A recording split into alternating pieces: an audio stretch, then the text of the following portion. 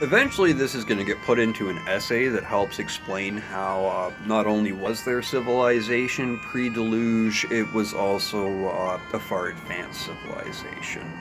But I'm still doing the backtrack, so what I'd like to share now is a modern example of how climate change affects civilization and how it is possible for civilization to just advance without cause or origin. So, in the last 2,000 years, there have been two periods of global cooling. The first period began in 536, 544 AD, somewhere in between there. And this is an important period in human history. Firstly, it's the onset of the Dark Ages. And secondly, it's the period in which the Arthurian myths take place. Now, Arthur is probably most famously known for the quest of the Holy Grail. And this quest culminated in the Battle of Camlan in 540 AD, where Arthur just happened to die. So, you have to sit back and you have to ask, why was he even searching for the Holy Grail in the first place? Well, when we look back at the literature, we find that the land had succumbed to blight. England had become a wasteland, and it was believed that the Grail would return the land to a state of fertility. Now, the evidence we have to back this comes to us from Irish monks. There are many reports from Irish monks during this time that the sun, for weeks on end, was not visible. That there were mysterious fogs that would roll in and cover the land and just destroy everything in their path. Dendrochronologists, these are people who study tree rings, have found that during the period of the Grail quest, forest growth in the northern hemisphere came to a halt.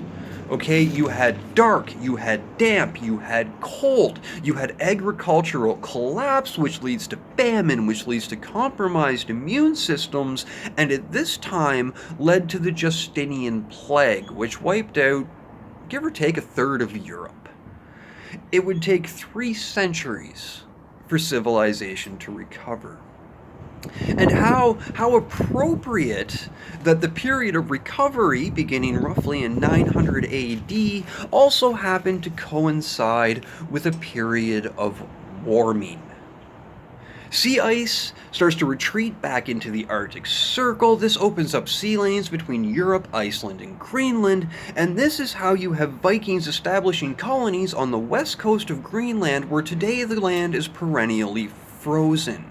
You have an agricultural rebound in Europe. Skeletal studies actually show that the stature of humans improved 3 to 5 inches during this time. Okay, you had a population increase, you had a lifespan increase, you had an infant mortality decrease. And after a century of warmth, after a century of agricultural prosperity, you see the great cathedral building era begin. And what is an important fact to note about this phenomenon is that nothing preceded it. Okay, the cathedral building phenomenon would have required the whole of Europe. This isn't something just a couple guys with hammers could do.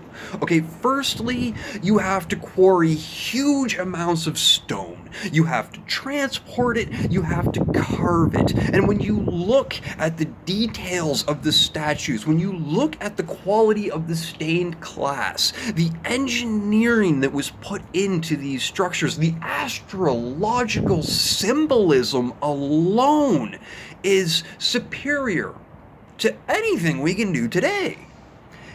And there's no reason for it.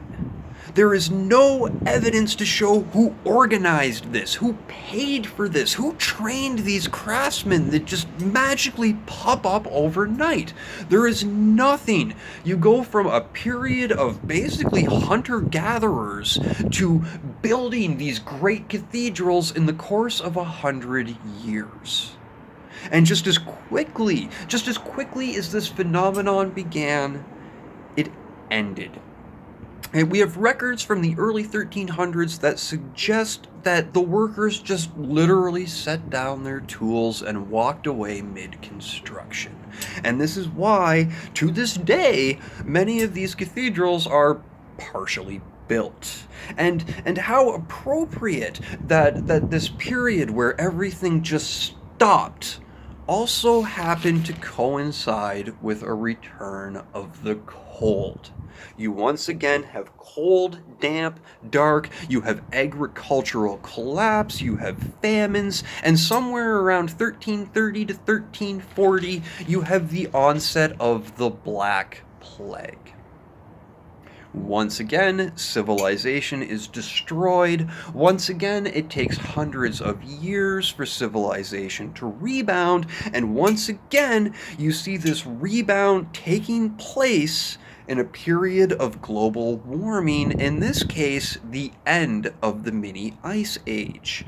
So you once again have a return to a favorable climate, which leads to an agricultural boom. In Europe, you had in the early 1800s the agricultural revolution, and in the late 1800s you had the industrial revolution.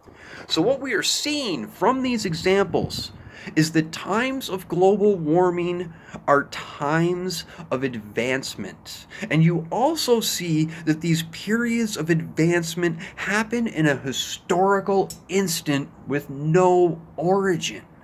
Now, if we are going to base the history of humanity on these examples, and we are going to say, okay, civilization thrives in warmth and decays in cold. When we look back, 12,000 years, and we see structures like Göbekli Tepe, which have absolutely no reason to exist at all. When we look at the period between 4 and 5,000 BC, where we see massive monolithic structures popping up overnight, the evidence of the last 2,000 years suggests that these instances in the past are a common pattern of civilization. And when you start to note common pattern in human history, it begins to become apparent that the probability that civilization is older than 7,000 years becomes plausible. It becomes believable. The idea that we have been in our modern form for 200,000 years, yet spent 194,000 years doing absolutely nothing, is absurd. And when you look and you say, well, where are the evidences of these thriving civilizations? Well, I don't think a car is going to last 8,000 years in a field. So why would we expect these ancient cultures, these cultures that predate Sumeria, these cultures that predate the Great Flood, these cultures that would have existed during the last ice age 12,000 years ago, why is there so little evidence? Why is there so little evidence of the cathedral building phenomenon?